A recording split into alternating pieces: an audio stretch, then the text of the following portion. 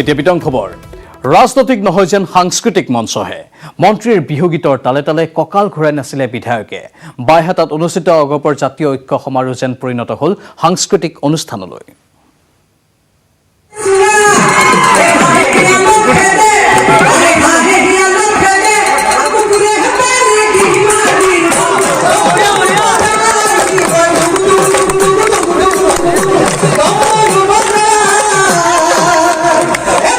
এয়া পিছে কোনো সাংস্কৃতিক অনুষ্ঠানৰ মঞ্চ নহয় ৰাজনৈতিক মঞ্চ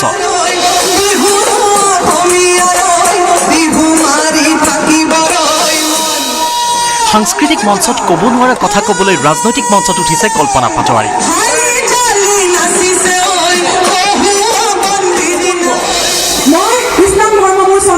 মই যদিও আকোৱালি লৈছো মই কিন্তু নিজৰ সনাতনী আস্থা ধৰ্ম মই একো বিসৰ্জন দিয়া কেৱল কল্পনা পাটোৱাৰীয়ে নহয় একেখন মঞ্চতে বিহু গীত গালে অগপ সভাপতি অতুল বৰাই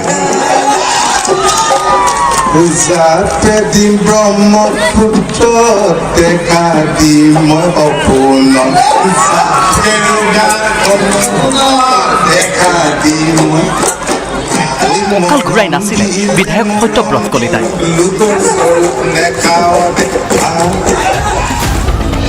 বাইহাটা চাৰিআলিৰ বিহিতিয়াত অগপৰ জাতীয় ঐক্য সমাৰোহৰ দৃশ্য এয়া কেইবা সহস্ৰ লোকৰ উপস্থিতিত শক্তি প্ৰদৰ্শন কৰে আঞ্চলিক দলটোৱে অগপৰ তিনিগৰাকী মন্ত্ৰীৰ লগতে উপস্থিত থাকে বিধায়ক সত্যব্ৰত কলিতা বীৰেন্দ্ৰ প্ৰসাদ বৈশ্য মনোজ শইকীয়া কল্পনা পাটোৱাৰীকে ধৰি কেইবাগৰাকীও কেন্দ্ৰীয় নেতা একেটা সমষ্টিত ৩৫ বছৰ ধৰি বিধায়ক হিচাপে থকা অগপ জ্যেষ্ঠ নেতা তথা মন্ত্ৰী ফণীভূষণ চৌধুৰীক বিশাল মানপত্ৰৰে সম্বৰ্ধনা জনোৱা হয়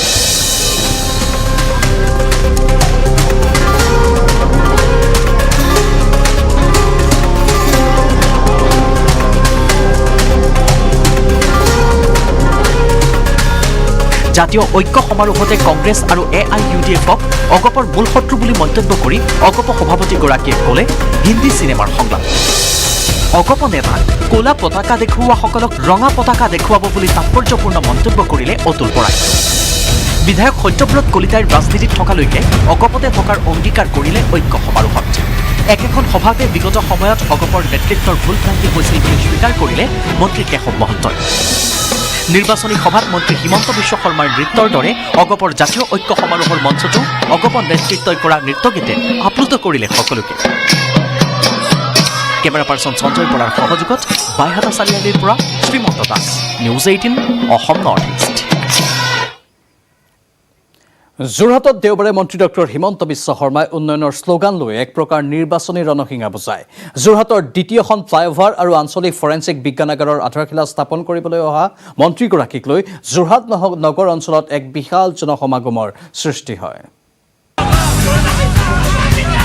যোৰহাটত হিমন্ত বিশ্ব শৰ্মাৰ মটৰচাইকেল সমদল ৰৰৈয়া বিমানবন্দৰৰ পৰা নিজে স্কুটি চলাই ভাগ ল'লে সমদলত মন্ত্ৰী হিমন্তৰ সৈতে মটৰচাইকেলৰ বিশাল সমদল মন্ত্ৰীৰ মটৰচাইকেলৰ পিছে পিছে দৌৰিছে নিৰাপত্তাৰক্ষীয়ে যোৰহাটত এখন উৰণীয়া সেতুৰ আধাৰশিলা স্থাপন কৰি মন্ত্ৰী ডক্টৰ হিমন্ত বিশ্ব শৰ্মাই উন্নয়নৰ শ্লোগানেৰে বজালে নিৰ্বাচনী ৰণসিঙা বিভিন্ন স্থানত মন্ত্ৰীগৰাকীক আদৰণি জনাই যোৰহাটবাসীয়ে ফটো সেলফি পুষ্পবৃষ্টি গামোচাৰে আদৰিলে মন্ত্ৰীগৰাকীক যোৰহাট সমষ্টিৰ ৰাইজৰ এই সঁহাৰি দেখি অভিভূত হৈ পৰে মন্ত্ৰীগৰাকী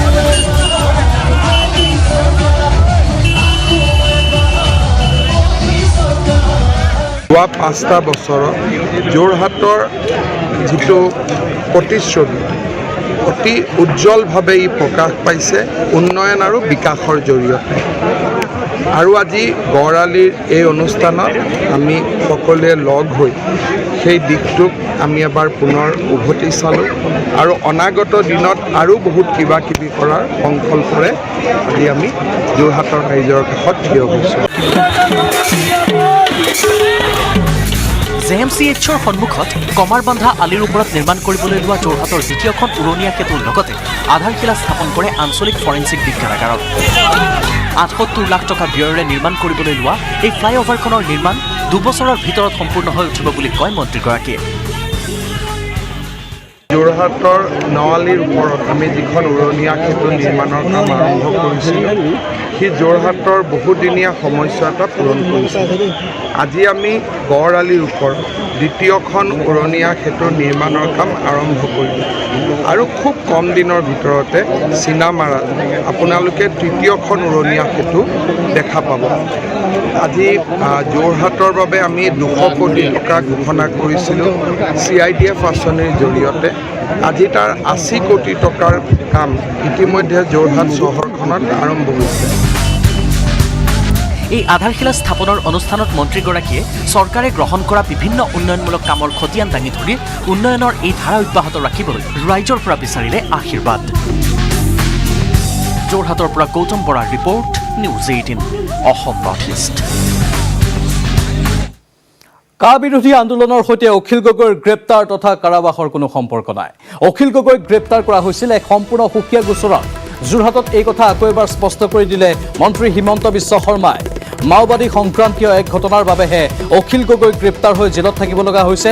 অখিল গগৈৰ গ্ৰেপ্তাৰ কা বিৰোধী আন্দোলনৰ মষিমূৰ কৰাৰ এক কৌশল বুলি প্ৰচাৰ চলাই আহিলেও ইয়াৰ অন্তৰালত অসমৰ একাংশ যুৱকে মাওবাদী কেম্পত গৈ প্ৰশিক্ষণ লোৱাৰ কিছু ঘটনাহে জড়িত হৈ আছে বুলি স্পষ্ট কৰি দিয়ে মন্ত্ৰী হিমন্ত বিশ্ব শৰ্মাই। কা আন্দোলন কৰাৰ বাবে অখিল গগৈ গ্ৰেপ্তাৰ হৈছিল।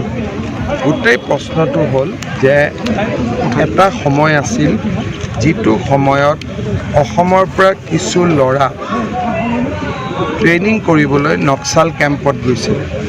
তাত তেওঁলোকে ধৰাত পৰিছিল। তেতিয়াৰ পৰাই এটা কথা ওলাই আছিলে যে সেই ল'ৰাখিনিক ট্ৰেইনিঙৰ বাবে অখিল গগৈয়ে পঠাইছে। এই ভিত্তিতে এই কেছটো হৈছিলে। অখিল গগৈ দোষী নে নিৰ্দোষী তাক মই ক'ব নোৱাৰোঁ, হয়তো তেওঁ নপঠাব পাৰে, সেইটো ক্ষেত্ৰত মোৰ কোনো অপিনিয়ন নাই। কিন্তু গোটেই কেছটো মাওবাদ আৰু নক্সালবাদৰ লগত জড়িত। কাৰ লগত জড়িত হ'লেতো সমুজ্জ্বল ভট্টও গ্ৰেপ্তাৰ হ'ব লাগিছিল। তাৰ লগত জড়িত হ'লেতো আৰু বহুত মানুহে কাৰ আন্দোলন কৰিছিলে। গতিকে মইতো কা আন্দোলনৰ সময়তো কৈছোঁ যে যিসকলে কাক বিৰোধিতা কৰিছে আমি তেওঁলোককো কওঁ যে অসমক ভাল পায়েতো বিৰোধিতা কৰিছে। তেওঁলোকৰ মত আমাৰ মতৰ বিৰোধিতা আছে, কিন্তু তেওঁলোকে অসমক ভাল পায়েতো আন্দোলন কৰিছে। আমিও অসমক ভাল পাই কাৰোবাক সমৰ্থন কৰিছোঁ। বুজাবুজি বা আমাৰ মাজত ৰাস্তা দুটা, কিন্তু উদ্দেশ্যটো অসমৰ কাৰণে। গতিকে কা আন্দোলন কৰাৰ কাৰণে মানুহক গ্ৰেপ্তাৰ কৰাৰ প্ৰশ্ন ক'ত থাকিব পাৰে। ইমান মানুহে ভাং তোৰ কৰিলে, টিভিত সকলোৰে ফটো আছে। কাৰোবাৰ ওপৰত গোচৰ হৈছে নেকি? আজিতো বেলেগ বাদ দিয়ক, গুৱাহাটীত 3 দিন গণ্ডগোল হ'ল, হকী ষ্টিক লৈ যিবিলাক ওলাই গৈছিলে চবৰেতো ফটো ভিডিঅ' কেমেৰাৰ পৰা আমিতো পাইছোঁৱেই। কিন্তু কাৰোবাৰ ওপৰত কেছ আজি এটা কেছ হৈছে নেকি? বিভিন্ন ল'ৰাই মই বৰঞ্চ মোক লগ পাই এতিয়া ল'ৰাবোৰ বহুতে লগ পাই সোধে দাদা কেছ টেছ হ'ব নেকি? বোলে নহ'ব, যা খালি ভৱিষ্যতে নকৰিব। গতিকে কা আন্দোলন কি আমাৰ বহুতে কৰা নাছিল নেকি? গতিকে কা আৰু অখিল গগৈৰ গ্ৰেপ্তাৰৰ কোনো লিংক নাই। নহ'লে এনেকৈ গুৱাহাটী হাইকোৰ্ট হওক, তলৰ কোৰ্ট হওক, তাততো বিজেপিৰ জাজ নহয়, তেওঁলোকে কিয় জাজমেণ্ট দিব? তেওঁলোকে ভাবে যে হয়তো কাৰ লগত জড়িত নেকি। কেছৰ কাগজ খোলা পাই দেখে যে কথাটো কা নহয়। গুৱাহাটী উচ্চ ন্যায়ালয়ৰ মুখ্য ন্যায়াধীশ ৰূপে শপত ল'লে ন্যায়াধীশ সুধাংশু ধুলিয়াই। ৰাজ্যপালৰ অসুস্থতাৰ বাবে গুৱাহাটী উচ্চ ন্যায়ালয়ৰ ভাৰপ্ৰাপ্ত ন্যায়াধীশ M কোটেশ্বৰ সিঙে পাঠ কৰালে শপত বাক্য। 1960 চনৰ 10 আগষ্টত উত্তৰাখণ্ডৰ গড়ৱালত জন্মগ্ৰহণ কৰা সুধাংশু ধুলিয়াৰ পিতৃও আছিল এলাহাবাদ উচ্চ ন্যায়ালয়ৰ ন্যায়াধীশ। গুৱাহাটী উচ্চ ন্যায়ালয়ৰ নতুন মুখ্য ন্যায়াধীশ সুধাংশু ধুলিয়া। ৰাজভৱনৰ ৰাজদৰবাৰ হলত গুৱাহাটী উচ্চ ন্যায়ালয়ৰ মুখ্য ন্যায়াধীশ হিচাপে শপত গ্ৰহণ কৰে সুধাংশু ধুলিয়াই। নতুন মুখ্য ন্যায়াধীশগৰাকীক শপত বাক্য পাঠ কৰোৱাই গুৱাহাটী উচ্চ ন্যায়ালয়ৰ ভাৰপ্ৰাপ্ত মুখ্য ন্যায়াধীশ N কোটেশ্বৰ সিঙে। শপত গ্ৰহণ অনুষ্ঠানত উপস্থিত থাকে মুখ্যমন্ত্ৰী সৰ্বানন্দ সোণোৱাল, মন্ত্ৰী সিদ্ধাৰ্থ ভট্টাচাৰ্য, মুখ্য সচিব জিষ্ণু বৰুৱা, ডিজিপি ভাস্কৰজ্যোতি মহন্তকে ধৰি আৰক্ষী প্ৰশাসনৰ শীৰ্ষ পৰ্যায়ৰ বিষয়াসকল। 1960 চনৰ 10 আগষ্টত বৰ্তমানৰ উত্তৰাখণ্ডৰ গাৰৱালত জন্মগ্ৰহণ কৰিছিল সুধাংশু ধুলিয়াই। লক্ষ্ণৌৰ সৈনিক বিদ্যালয়ৰ শিক্ষা জীৱন আৰম্ভ কৰা সুধাংশু ধুলিয়া এলাহাবাদ বিশ্ববিদ্যালয়ৰ পৰা আইনৰ স্নাতক। সুধাংশু ধুলিয়াৰ পিতৃ KC ধুলিয়া আছিল এলাহাবাদ উচ্চ ন্যায়ালয়ৰ ন্যায়াধীশ। উত্তৰাখণ্ড উচ্চ ন্যায়ালয়ৰ প্ৰথম ষ্টেণ্ডিং কাউন্সিল আছিল ধুলিয়া। পৰৱৰ্তী সময়ত Uttarakhand state additional advocate general হিচাপে নিযুক্ত হয় সুধাংশু ধুলিয়া 1986 চনত অধিবক্তা হিচাপে এলাহাবাদ আদালতত কৰ্মজীৱন আৰম্ভ কৰা ধুলিয়াই উত্তৰাখণ্ডৰ উচ্চ ন্যায়ালয়ত প্ৰথমে অধিবক্তা পিছত ন্যায়াধীশ হিচাপে সেৱা আগবঢ়াইছিল 2008 চনত স্থায়ী ন্যায়াধীশ হিচাপে যোগদান কৰে উত্তৰাখণ্ড উচ্চ ন্যায়ালয়ত মুখ্য ন্যায়াধীশ হিচাপে সুধাংশু ধুলিয়াই প্ৰথমে যোগদান কৰে গুৱাহাটী উচ্চ ন্যায়ালয়ত ৰাজ্যপাল জগদীশ মুখীৰ অসুস্থতাৰ বাবে উপস্থিত থাকিব নোৱাৰিলে শপত গ্ৰহণ অনুষ্ঠানত Bhaskar Jyoti Hazarika news 18 Assam North East নিশাটোৰ ভিতৰতে ভাইৰেল হৈ পৰিছে এগৰাকী যুৱতীৰ জিমনাষ্ট ষ্টান ভিডিঅ' যুৱতীগৰাকী দেশৰ ৰাষ্ট্ৰীয় স্বৰ্ণ পদক বিজয়ী জিমনাষ্ট পাৰুল আৰোৰা পাৰুলে শাৰী পিন্ধি জিমনাষ্ট ষ্টান কৰাৰ কেইবাটাও ভিডিঅ' পোষ্ট কৰিছিল ছ'চিয়েল মিডিয়াত সবিস্তাৰে বাতৰি চোৱাৰ আগতে চাওক দুটামান ভিডিঅ' ক্লিপ শাৰী পিন্ধি জিমনাষ্ট খেলা এই যুৱতীগৰাকীৰ দুৰ্দান্ত ষ্টাণ্ট দেখি আপুনিও শিহৰিত হৈ পৰিছেনে এই যুৱতীগৰাকীৰ নাম পাৰুল আৰোৰা ৰাষ্ট্ৰীয় স্বৰ্ণ পদক বিজয়ী পাৰুল আৰোৰা হঠাৎ হৈ পৰিছে চৰ্চিত শাৰী পিন্ধি পাৰুলে বেক ফ্লিপ আৰু ফ্ৰণ্ট ফ্লিপ কৰাৰ এই দৃশ্য ইনষ্টাগ্ৰামত আপলোড কৰাৰ পিছত দ্ৰুতগতিত ভাইৰেল হৈ পৰিছে ইণ্টাৰনেটত ইনষ্টাত শাৰী পিন্ধি কৰা এই ষ্টাণ্টৰ কেপশ্যন পাৰুলে নিজেই দিছিল চাৰিবে খতৰনাক ষ্টাণ্ট অনুৰাগীসকলে এই পোষ্টত অভিভূত হোৱা বুলি মন্তব্য কৰাৰ লগতে উচ্চ প্ৰশংসা কৰিছে পাৰুলৰ দক্ষতাৰ অৱশ্যে পাৰুলে ইয়াৰ পূৰ্বেও অজস্ৰ জিমনাষ্ট ষ্টাণ্টৰ ভিডিঅ' ইনষ্টাত আপলোড দি অনুৰাগীক আপ্লুত কৰি আহিছে news desk report news 18 Assam North east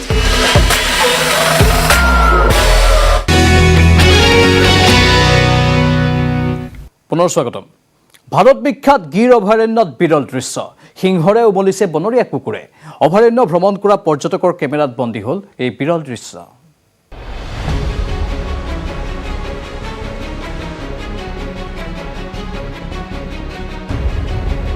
সাহস যদি দেখুৱাব পাৰা এনেকুৱা সাহস দেখুওৱা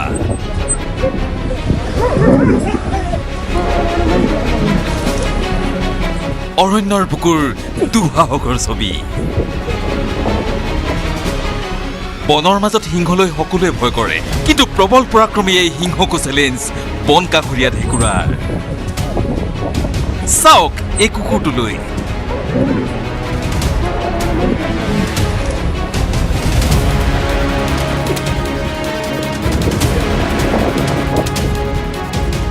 সিংহৰ কাষলৈ গৈ সিংহটোক প্ৰথমতে জোকাইছিল এই কুকুৰটোৱে সিংহটোৱে চুচা মাৰি অহাত প্ৰথমে কুকুৰটো পলাইছিল ঠিকেই কিন্তু পিছ মুহূৰ্ততে কুকুৰটোৱে ল'লে আক্ৰমণাত্মক ৰূপ দুৰ্দান্ত ৰূপ লৈ গৰ্জি উঠিল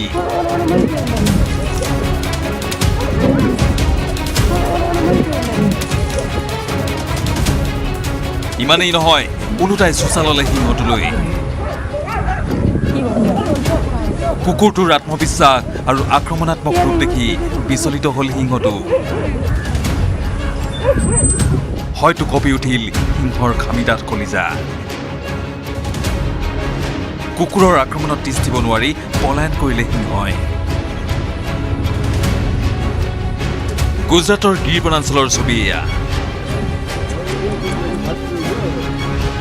এই সমগ্ৰ দৃশ্য বন্দী হৈ ৰ'ল কেমেৰাত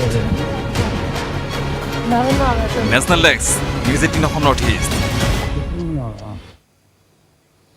আমি ভাৰতীয় হিচাপে কিয় গৌৰৱান্বিত এনে কি আছে যিয়ে আমাক পৃথিৱীৰ আন দেশৰ তুলনাত বিশেষ কৰে এনেধৰণৰ প্ৰশ্নৰ উত্তৰ বিচাৰি নেটৱৰ্ক 18ৰ বিশেষ পদক্ষেপ স্বাভিমান ভাৰত প্ৰেজেণ্টেড বাই ITC অনাগত মাহসমূহত এই কোম্পানীটোৰ জৰিয়তে দেশৰ ভিন্ন প্ৰান্তৰ পৰা আমি বুটলিম বহু কাহিনী এনে যি উদ্ভাৱন আৰু উপলব্ধি প্ৰকাশ কৰে আৰু দেখুৱাই দিয়ে আমি এক ৰাষ্ট্ৰ হিচাপে কোন এনেধৰণেৰে এক IIM গ্ৰেড আছে যিয়ে এতিয়ালৈকে ষ্টাৰ্টআপ চলাই আছে যিয়ে ভাৰতীয় কৃষিক শুদ্ধ দিশলৈ আগবঢ়াই দিয়াত ৰামবান বুলি দাবী কৰে ভাৰতৰ এনে সফলতাৰ কাহিনী চাই থাকিবলৈ চাওক নেটৱৰ্ক 18ৰ বিশেষ অনুষ্ঠান Swabhiman Bharat presented by ITC An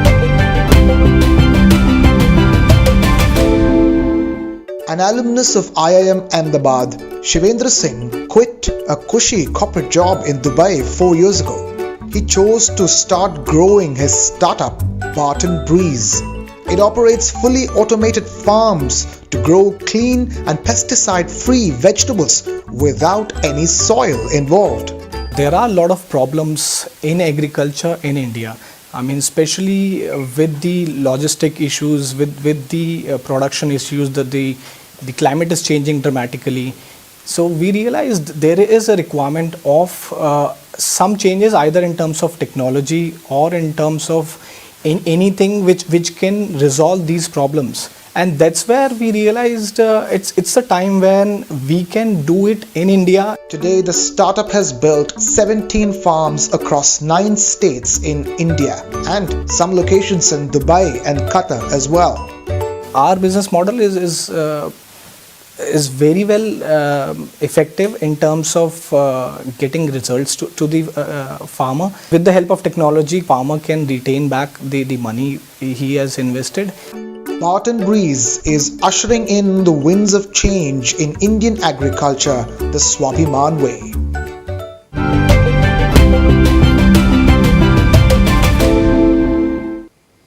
নিৰ্বাচনৰ প্ৰাক্ষণত এতিয়া বিজেপি চৰকাৰৰ আঁচনিৰ ফুল জাৰি শনিবাৰে ভ্ৰমণ সাৰথী আঁচনিৰ অধীনত মুকলি কৰা হৈছিল বিশেষ বিনামূলীয়া বাছ সেৱা। কিন্তু মুকলিৰ পিছৰ দিনাই মহানগৰীত গোলপীয়া বাছৰ অপেক্ষাত বুন্দাপৰ দিব লগা হ'ল যাত্ৰীসকলে।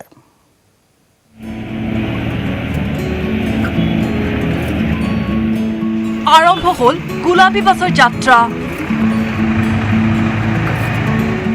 মহানগৰীত পৰিবহণ বিভাগৰ গোলপীয়া বাছ।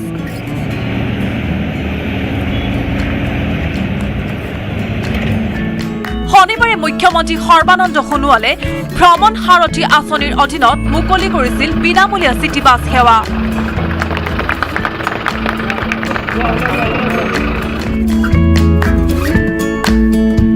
মহানগৰীত মহিলা আৰু জ্যেষ্ঠ নাগৰিকৰ বাবে প্ৰথম পৰ্যায়ত মুকলি কৰিছিল 25খন অসম ৰাজ্যিক পৰিবহণ নিগমৰ বাছ। প্ৰায় 25খন বাছ আজি জ্যেষ্ঠ নাগৰিকসকলৰ বাবে মহিলাসকলৰ বাবে উৎসৰ্গা কৰা হৈছে। মোৰ দৃঢ় বিশ্বাস গুৱাহাটী মহানগৰীৰ ৰাইজে বিনামূলীয়া এই যাত্ৰাৰ নিমিত্তে উৎসৰ্গা কৰা বাছকেইখনৰ বিশেষভাৱে যত্ন ল'ব। পিছে ৰাইজৰ অভিযোগ, প্ৰতিশ্ৰুতি অনুসৰি যাত্ৰীক সেৱা প্ৰদানৰ ক্ষেত্ৰত ব্যৰ্থ পৰিবহণ বিভাগ। মহানগৰীৰ অধিক সংখ্যক ৰাজপথতে দেখা নগ'ল গোলাপী ৰঙৰ বাছ। বিনামূলীয়া চিটি বাছ আহিব বুলি অধীৰ অপেক্ষাৰে বাট চাইছিল বয়োজ্যেষ্ঠ তথা মহিলাসকলে। কিন্তু কোনো এখন গোলাপী বাছ নাই ৰাজপথত। কিবা সুবিধা এটা চৰকাৰী সুবিধা এটা কৰিছে আপোনাৰ এই বাছ বিনামূলীয়া বাছ, গম পাইছে নেকি? নাই পোৱা, মই ওলাই নাহিছিলোঁ ঘৰৰ পৰা। এতিয়ালৈকে গম পোৱা নাই? ৰাস্তাত আপোনাৰ সেই বাছ দেখিছে নেকি? গোলাপী ৰঙৰ বাছ দেখিছে নেকি? নাই দেখা। এতিয়ালৈকে দেখা নাই। এই যোৱাকালিৰ পৰা চৰকাৰে এটা ব্যৱস্থা কৰিছে বিনামূলীয়া 60 ঊৰ্ধৰ মানুহৰ কাৰণে আৰু মহিলাৰ কাৰণে।